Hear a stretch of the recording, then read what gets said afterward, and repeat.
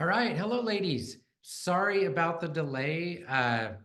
Facebook has implemented some new challenging issues, ways to be able to connect with other platforms like Zoom and so forth. So I think we're on. All right. And just for my staff, you may have to tell people to go ahead and you might have to explain how to click on newest activity and then they can bring up the feed. So, okay. Anyway, we'll get started. Welcome. Welcome to Wellness Wednesday. I first of all, I am excited to announce the brand new Fix Your Thyroid Masterclass 2.0. All new information is going to be presented. And for all you who have attended in the past, you know how life-changing this information is, and it has been for thousands of women. But I have new information that I am really excited to share with you all that will help you reverse your symptoms and finally get your health back. It takes place on June 10th through the 14th. Now, the time is an hour earlier, just so you know. It used to be at 8 p.m. Mountain. It is now going to be at 7 p.m. Mountain Time. That's 6 p.m. Pacific Time. That is 8 p.m. Central Time and 9 p.m. Eastern Time. All right. So once again, it'll be live right here in the group. And hopefully we won't have as many connection issues to get started with that. All right. So I'm going to give you, start with my disclaimer, of course, tonight. Anything I say tonight during this Wellness Wednesday is health information and is not intended to be any specific health advice. Do not start taking, stop taking, or change the way you are taking any of your medication. If you really need to feel like you need to do that, please consult with your prescribing practitioner so that they can help you make the appropriate adjustments. Attending this Wellness Wednesday does not establish a doctor-patient relationship. My staff is telling me to be sure to remind you that to register for the master class, please go, well, the link will be in the comment section below the video tonight, and it's up in the group, and gosh, where else? I'm sure Cherry Ann can put a comment in under the video here and let you know where to register as well. All right. Let's dive into tonight's topic. And it's a topic that it's really important for a lot of people. And patients come to me all the time with concerns and confusion about heavy metal toxicity. Heavy metals are certainly a topic of interest for many who are really looking for answers to their health problems. It's important to understand heavy metals, including the stress that they can have and cause the human body, leading to serious health symptoms. However, not everything about heavy metals is negative. So tonight, I hope to clear up some of that confusion and fear associated with heavy metals and explain how dosing, oxidation state, pH, the source of heavy metals, and carbon bonding, how that affects heavy metal actions on the body. So most people fear and avoid being exposed to heavy metals because they presume they're always harmful to the body. The reality is our bodies need many different heavy metals in trace concentrations and certain ratios and forms to function properly. So minerals, which are metals, are needed in bioavailable forms to maintain health. In fact, most metals serve a functional role in the body. For example, selenium is needed in the enzyme that restores what we call oxidized glutathione back to its functional form as a reduced glutathione, which is one of the body's principal antioxidants. Selenium is also needed for thyroid hormone conversion in the liver. Another important function of selenium is its role in as a powerful antioxidant in preventing cancer. Other important metals in the body include iron, which is needed in every single cell, not only in your red blood cells to carry oxygen as hemoglobin, but for every mitochondria in every single cell to make energy. So it's that important. Zinc. We know zinc, how it's important in every single cell to be able to utilize thyroid hormone, and it helps activate the immune system. And there's so many things that does. Zinc does. Of course, there's nickel and cobalt is needed for bone health. Even aluminum has a role in transporting caffeine into the CNS, the central nervous system. Okay. Interesting fun fact, coffee beans oddly are higher in aluminum naturally. Interesting. So they help to transport that caffeine into the brain. Heavy metals are classified as inorganic or organic, and essential or non-essential. Okay, and what makes a metal toxic is the form. So if it ionizes and then actively steals electrons from whatever or wherever they can, then they become more well, the more electrons they steal, they become more charged and more oxidative, and they produce more free radicals. So when metals change, when a metal changes its oxidation state, it becomes either safe or more dangerous. Okay. Free radicals, as I just explained, when they become supercharged with more electrons and create more free radicals damage cell membranes and disrupt cell function inside, outside the cell. All right, so let's think about this. Eating iron in broccoli or green leafy vegetables is safe because it's bonded to a carbon. But I know this sounds silly, but eating shavings off an iron pipe is not at all safe because, first of all, these are in larger concentrations and are free ions and not bound to anything. Okay, so they'll become more energetically reactive. Mercury in fish versus mercury that's vaporized with chewing on amalgam fillings. If metals are not interacting with carbons and hydrogens, it is inorganic, and they are in a free form. All right, and they're free form also if they're not transformed by microbes, which also serve to neutralize some of these heavy metals, some of our, nature's, ways, some of nature's ways of neutralizing these. So in other words, if they're naturally bound, then you don't get as many ill effects from these heavy metals.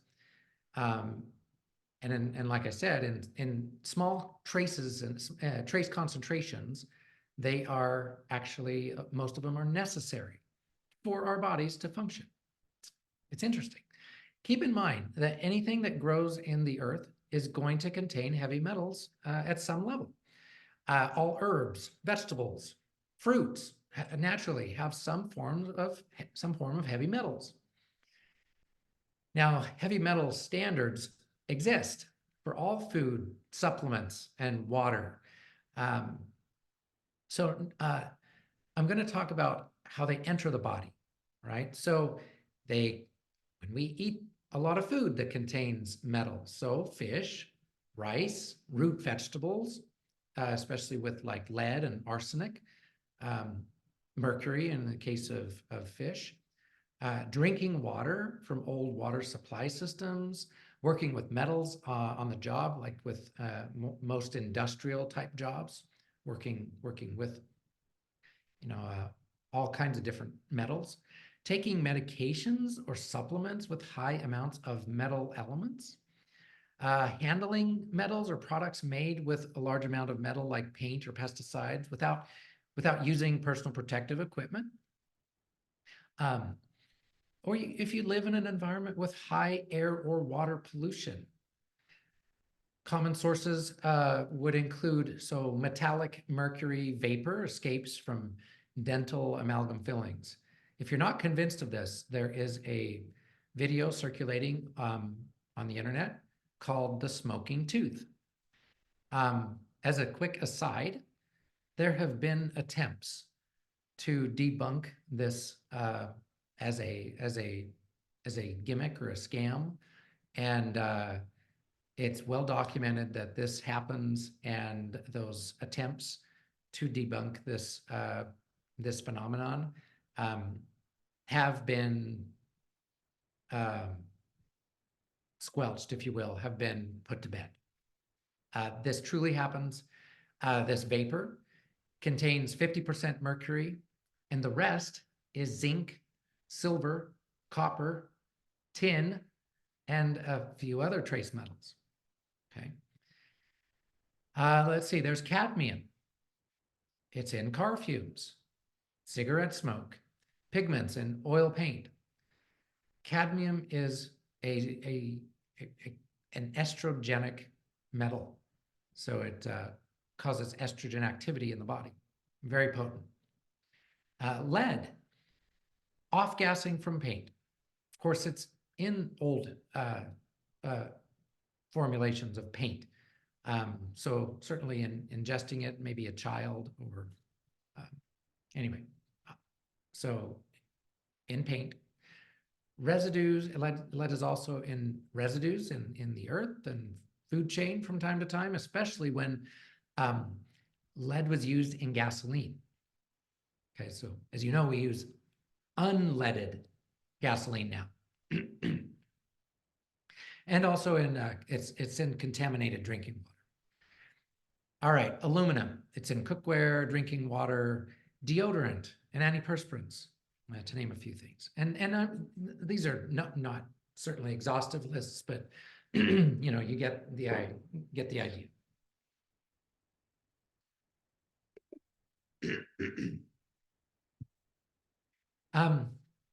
Not so common necessarily in developed nations, but you can be injected with heavy metals when you get blood transfusions. And certainly you could consider iron transfusions as a source of toxic iron. The forms that are used with these are less than desirable in most respects, but sometimes that is the only choice you have.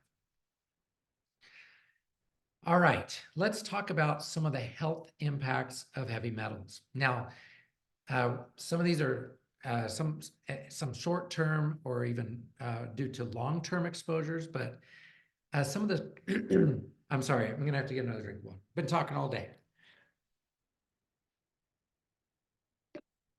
Excuse me. Okay. Some symptoms that can occur: abdominal pain, chills or low body temperatures, dehydration, diarrhea, certainly feeling weak, feeling nauseated or vomiting. You can get a scratchy feeling in your throat. You can get numbness or prickly sensations in your hands and feet. More serious would include abnormal heartbeats or arrhythmias, anemia, difficulty breathing, miscarriage in people, women who are pregnant. Long-term effects of heavy metal exposure from both occupational and environmental settings involve multi-organ toxicities, including, but I would say not limited to, disturbances neurologically, the cognitive disturbance, so memory loss, and metabolic processes like insulin resistance and diabetes, immune system dysregulation, carcinogenesis, so cancer, kidney or liver damage, and sometimes these long-term exposure results in permanent disability. I was trying to pull up a questionnaire. I do have a heavy metal toxicity questionnaire that let me just quickly try to pull it up.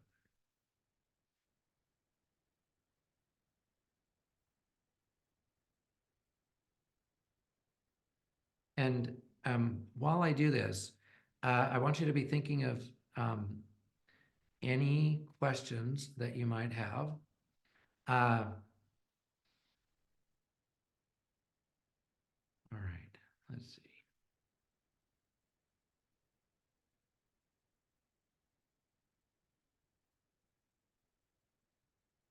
So I wanted to bring this up because it really gives you an idea of what to look for, especially if this is something that you are, if you think you're missing. So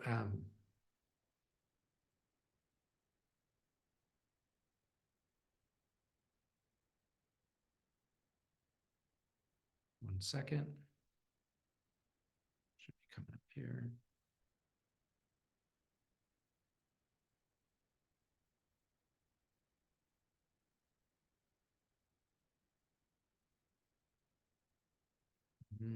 I don't think so. What I'm having trouble with my Adobe Acrobat. It's not wanting to pull it up.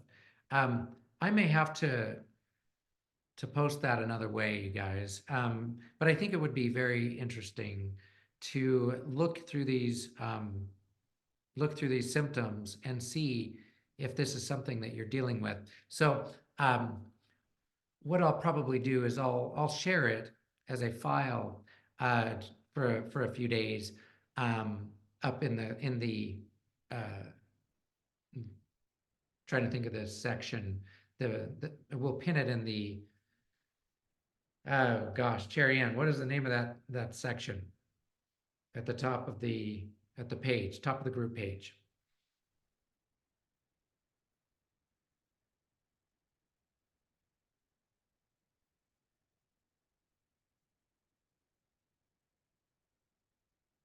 I think it's the featured section, right? Okay, thank you.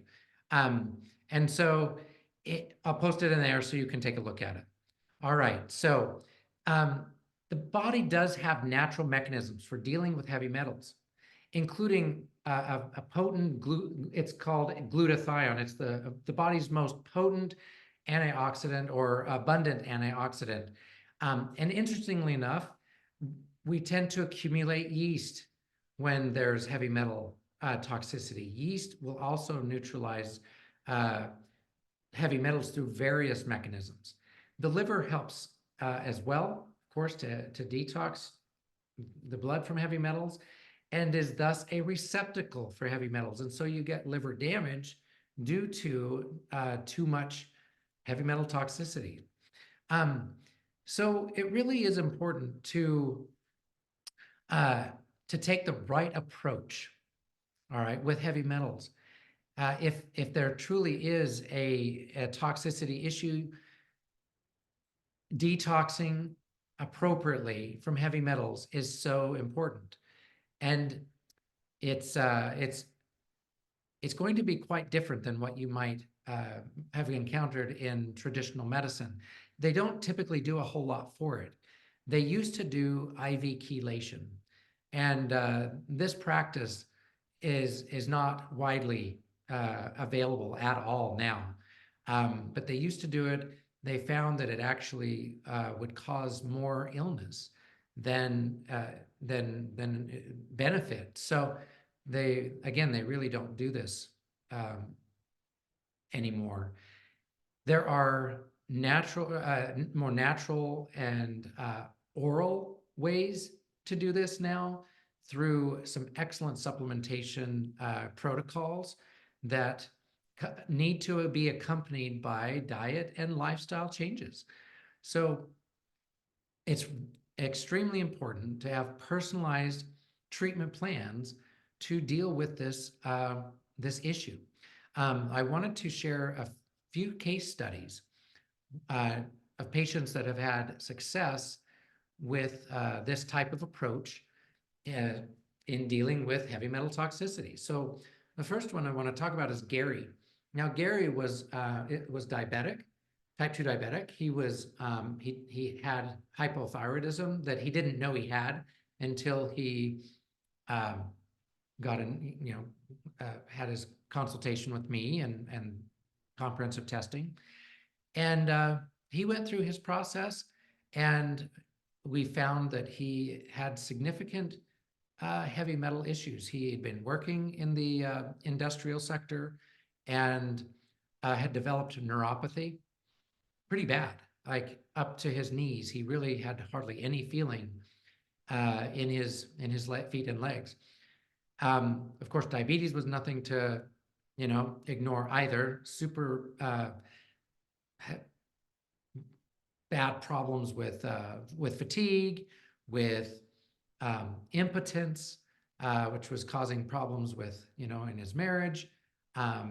He was having difficulty with concentration, so brain fog and memory, having short-term memory issues. And like I said, in our evaluation, it was evident that heavy metals was a pretty big deal. And so most of his detoxification was geared toward heavy metal detox. And he was dealing with weight. He was 55 pounds overweight. He lost that all that weight. His neuropathy improved. So he was able to go back to work. His energy improved. He was go back and work.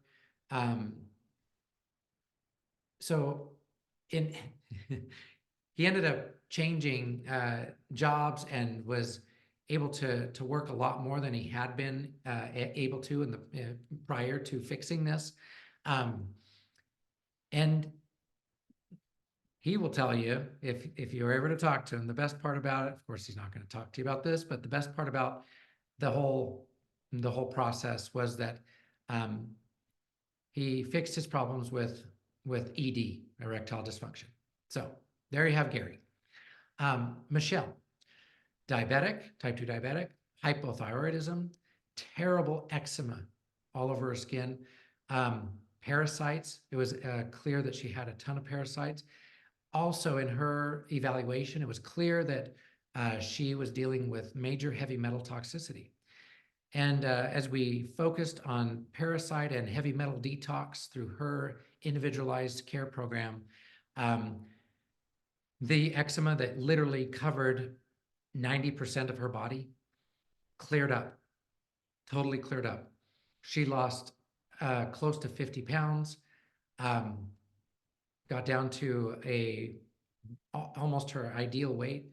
She, interestingly enough, her hair started growing back really well, and it came in curly.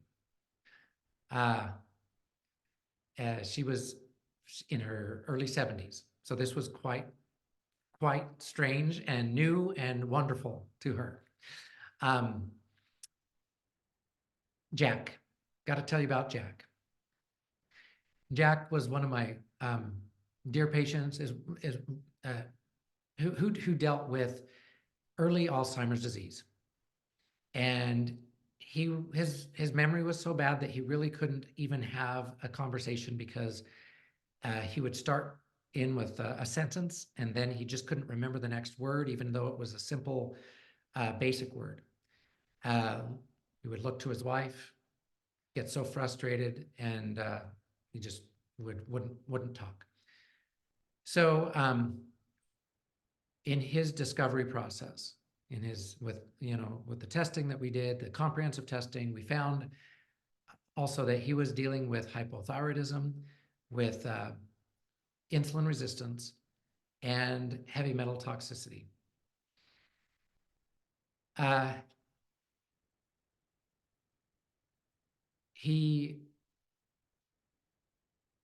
Oh, and I blame, I'm hesitating because I was going to say that he started out his process at age 89. Okay, so he is now 94, and you can't shut him up. He talks and talks. For a retired professor, talking was everything. Reading and remembering what he read was his life.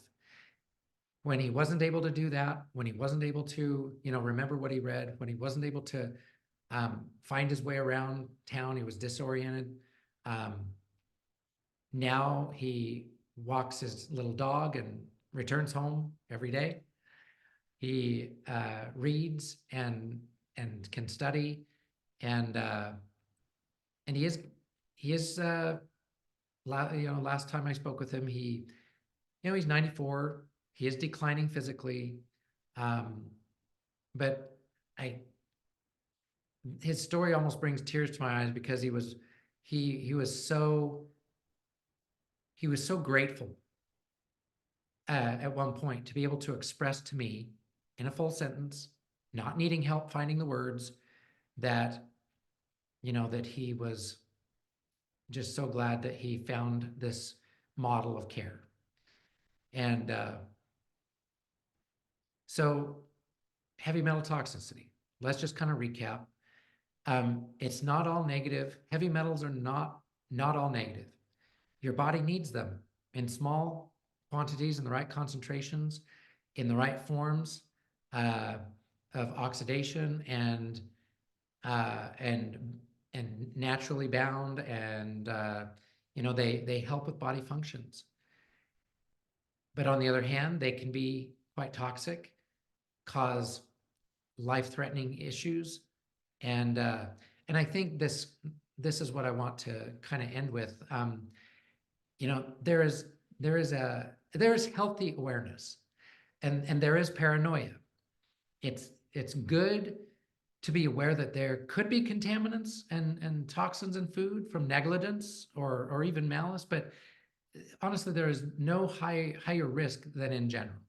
And the feeling that every single thing and package and paper is lying to you is a very unhealthy space to be in mentally. So don't go there. But if you have symptoms and if you're looking for answers, this might be an issue that we need to look for. And it can be a possibility that it needs to be addressed rather than ignored.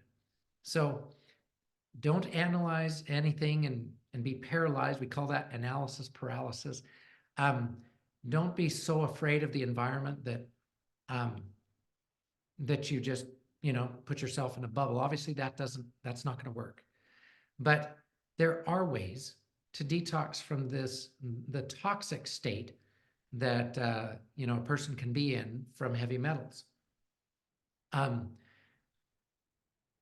Of course, I'm I'm being reminded, one extremely common source of heavy metals, which I totally kind of left out, I didn't remember to talk about, would be vaccines. Especially back in the day, they were always preserved with mercury and other metals. They were preserved, and these metals also act as adjuvants. They would add gold particles to vaccines as well, to irritate the immune system, to cause the immune system to pay attention to what was being injected. So that's what adjuvants are. And so, to create an immune response, right? So that then the immune system would start making antibodies against the substance that you're being inoculated or immunized against. Well,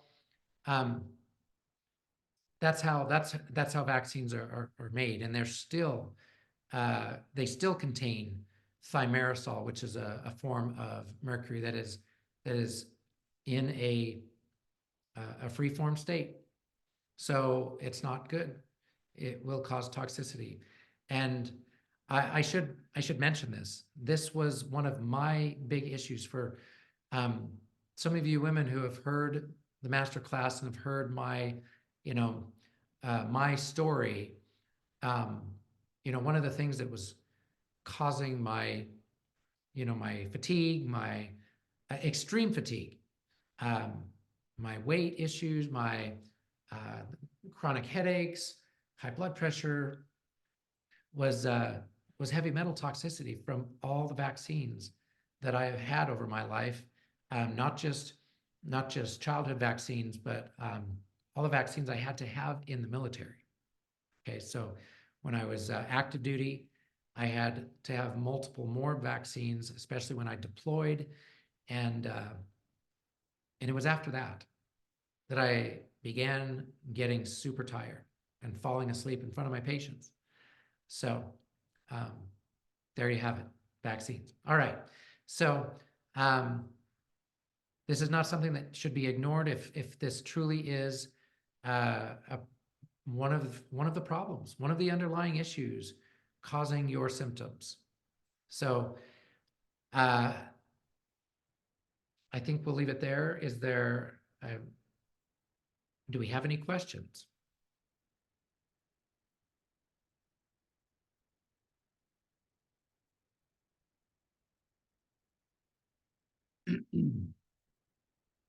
Did the lab tests and comprehensive testing include heavy metals? It's not, there's not well, not directly. There are some tests that indicate where heavy metals may be an issue. And then we will go from there. If you are, if you indeed were to become a patient, then the process then moves towards possible heavy metal testing. And so that's where we start. Are sulfites toxic? They are found in a lot of things. They are toxic. They are hard to avoid. Well, it just depends. They're not necessarily hard to avoid, but they are in a lot of things. So that's why I say stay away from processed foods as much as possible. So yes, I'm going to leave that there. Is drinking sink water terrible? Why is drinking sink water terrible? Because it's full of all these things. There's not just heavy metals, but it's full of the halogens. It's full of there are parasites in drinking water. I mean, there are acceptable levels of all sorts of these metals. And so, of course, the more you drink and the more you ingest, the worse that becomes for you. There are drugs, there are medications in the drinking water. I mean, it's full of so many toxins. These things have been well documented, even by the National Institute of Health. So let's see. Do heavy metals ever leave the body naturally? Why do they stay in the body so easily? Because they stay in the body easily because they become bound to your tissues, and they interfere with enzyme function, and they displace other trace minerals that are needed by specific enzymes. So specific trace minerals or metals are needed in specific enzymes. And so, to describe that a little further than I did earlier, they stay because they're now part of you, and they exert an influence, an unhealthy influence at this point. And the body can naturally take care of these to a degree, but not if you have a higher level of exposure. And so that's where this becomes a problem. Please explain why amalgam fillings are so bad since you couldn't play the video. Mercury is toxic. If 50% of the vapor that comes from even chewing on your teeth, so your So the mercury vaporizes at body temperature. Okay, when you grind and chew on those, especially, you're causing that to literally vaporize every time you chew on the amalgam fillings. Okay, and it's 50% of that vapor is mercury. So this is a known cause of toxicity, neurologic toxicity, especially because from the mouth up through the nasopharynx, you're going to inhale, you're going to breathe that in right into the frontal lobe of your brain. Okay, it's going to go right in through the olfactory bulb or the nerve bundle that helps you to smell. So this is why they're so bad. It's a well-known fact that dentists are of all the health professions, dentists dental professionals are the ones especially involved in tooth restoration and care, not necessarily hygiene, but dental assistants and dentists have the highest rates of suicide of any of the medical professions. Okay, so think about why. If mercury is being absorbed into the brain so readily, and it's the frontal lobe, and things start to happen, okay, this is serious. But please go watch the video. Just search it, the smoking tooth video. Just search that. Okay, it's about an 8-minute video. Very good. I don't see any other questions.